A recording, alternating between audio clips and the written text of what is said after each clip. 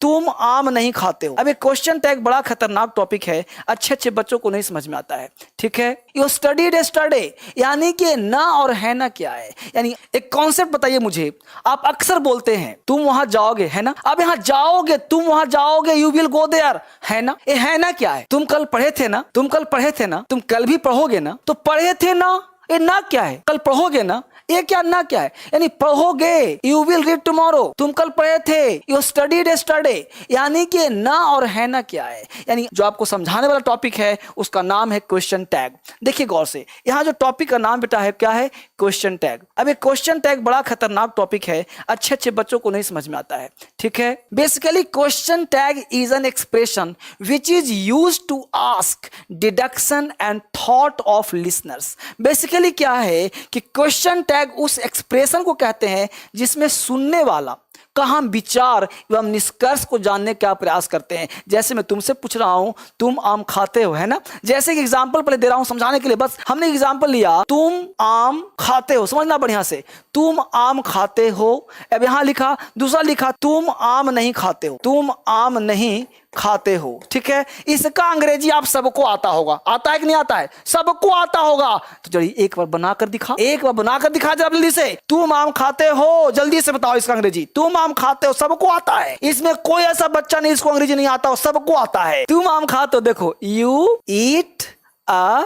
Mango, ये किसको नहीं आता जी? तुम आम नहीं खाते हो, देखो यहाँ पे you don't eat a mango, ठीक है। इतना ज्ञान सबके पास है, इतना ज्ञान सबके पास है, हिंदुस्तान के हर बच्चे के पास इतना ज्ञान है। हर बालक किसके मारा तुम आम खाते हो, तुम आम नहीं खाते हो। अब यहां पे लगा दिया हमने कॉमा, क्या लगा दिया? कॉमा, यहां लगा दिया कॉमा और बोला तुम आम खाते हो, है ना, तुम आम खाते हो, है ना।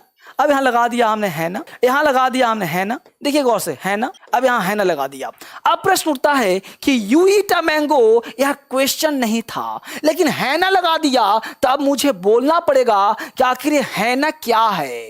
देखो यहां पे, तो यू ईट अ मैंगो, है ना, तुम आम नहीं खाते, है ना। तो जल्दी से इसमें कौन ऐसा बालक है जो है ना का अंग्रेजी बता सकता है? जल्दी से। मिस्टर कमीसिंग, डज नॉट यू, वो बोल रहा है डज नॉट यू, ध्यान देना, does not you, does not you बोल रहा है, लेकिन मैं बता दूं आपको डज नॉट यू इसका आंसर नहीं होगा, इसलिए मैं इसको उड़ा दे रहा हूं। डज नॉट यू इसका आंसर नहीं होगा, गलत आंसर। बुरा मत मानना मेरे दोस्त, अगर मैं आपको गलती काट रहा हूं तो बुरा मत मानना, सिखाऊंगा।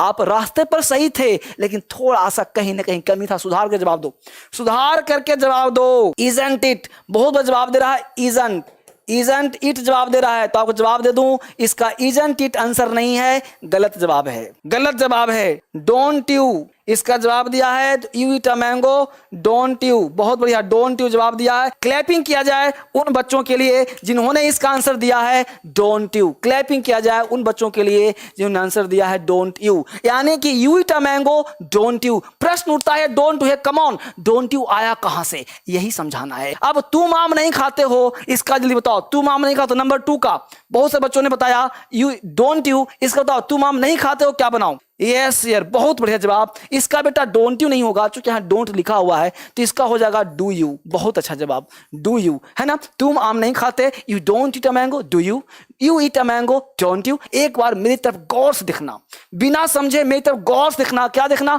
तुम आम खाते हो, यह है क्या?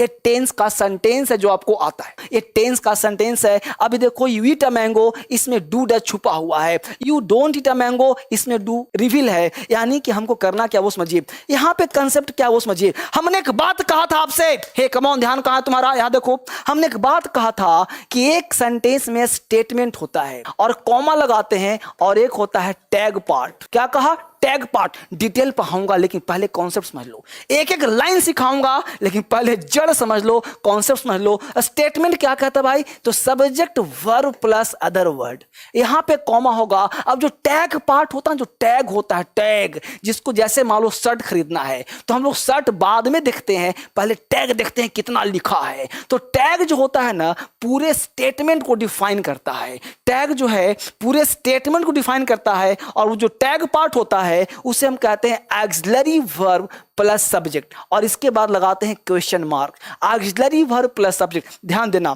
यहां पे और थोड़ा सा क्लियर लिखता हूं मैं, यानी कि ऑक्सिलरी वर्ब प्लस सब्जेक्ट, यानी कि यहां पे ऐसे लिख लो subject plus auxiliary verb plus verb plus other word, यहां लगा दो कॉमा। अब ऐसे देख लो, ये पूरा स्टेटमेंट है, ये पूरा टैग पार्ट है। ए भी का मतलब होता है हेल्पिंग वर्ब, ऑक्सिलरी वर्ब क्या भाई, is am are was were will shall should can could may might must और टू, इसको हेल्प कहते हैं। ये हो गया मेन वर्ब। तो subject plus auxiliary verb plus verb, ये हो गया, ये भी मतलब मेन वर्ब। ये वर्ब में कुछ भी हो सकता है, V1 V2 V3 V4 कुछ भी हो सकता है, और ये हो गया ये भी प्लस सब्जेक्ट। जल्दी से एक बार अब सुनो गौर से, तो सब्जेक्ट प्लस, बेटा ध्यान रहे, अब यहां पे क्या करते हैं हम लोग कि ऑक्सिलरी वर्ब क्या होता है कि सब्जेक्ट, ये सब्जेक्ट को डिफाइन करता है, और ये जो ऑक्सिलरी वर्ब है ना, ये ऑक्सिलरी वर्ब यहां पे रिपीट होता है, रिपीट होता है, ध्यान देना।